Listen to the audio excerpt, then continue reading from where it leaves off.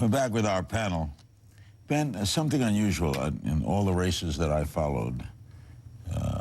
I didn't hear Afghanistan mentioned. It's amazing you say that. I didn't hear one candidate say anything about the wars in Iraq or Afghanistan. Nothing praising our soldiers, nothing praising their families, not one word about it. I don't understand it. It's reprehensible they didn't even mention it. We're fighting wars and people are dying. I was just in Walter Reed less than a week ago visiting men whose legs have been blown off within the last couple of weeks, and these guys can't even mention that? That's amazing. Nicolle Wallace, by the way, Nicole's book, 18 Acres, is a New York Times bestseller. What do you make of that, Nicolle, that foreign policy, if we can call it that, never mentioned?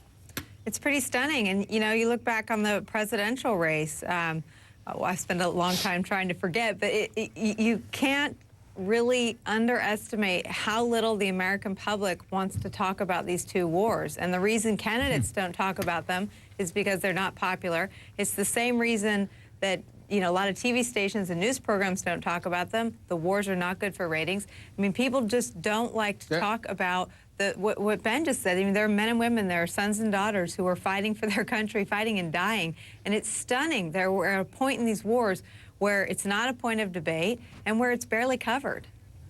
You know, Larry, but the economy's bad, Stephen, but people aren't dying. Well, they're dying in Afghanistan. Well, that is true, but the reality is that this sounds incredibly wrong, and I know that, and you certainly don't want to accuse any American citizen of being insensitive or laissez-faire about the American soldier. There's no denying that, but when you are struggling to make ends meet, when you are struggling to pay your bills, when you are struggling to find a job, you're not thinking about those soldiers overseas. That's just the reality of the situation. It's not a very popular thing to say. It's flat out wrong. You know that, but at the same time, when you walk throughout the streets of America, when you look at what they're going through, the trials and tribulations, trying to find a way to feed their children, to feed themselves, to pay their mortgages, rent, car payments, whatever the case may be, you know what, people tend to be a bit selfish, and they don't really think about what's going on in Afghanistan. That's the reality. It's unpopular, but it's real and it's true. Arianna, is it puzzling to you? Well, it is puzzling, but at the same time, Larry, the truth is that the president, the Democrats, and the Republicans did not want to talk about Afghanistan because they cannot defend us being in Afghanistan. They cannot tell us why we're in Afghanistan.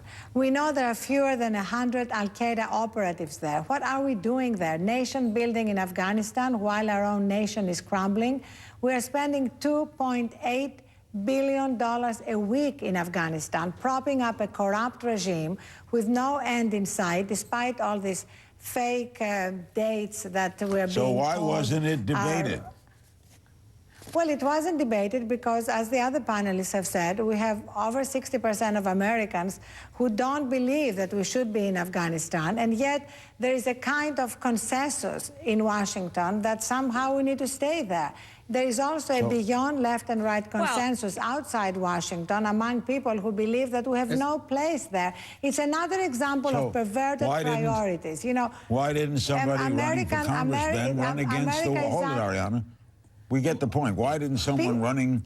Because I think Stephen nailed it exactly. People just don't want to talk about it, period. They don't want to talk about it to criticize it. They don't want to talk about it to say it's a necessary evil.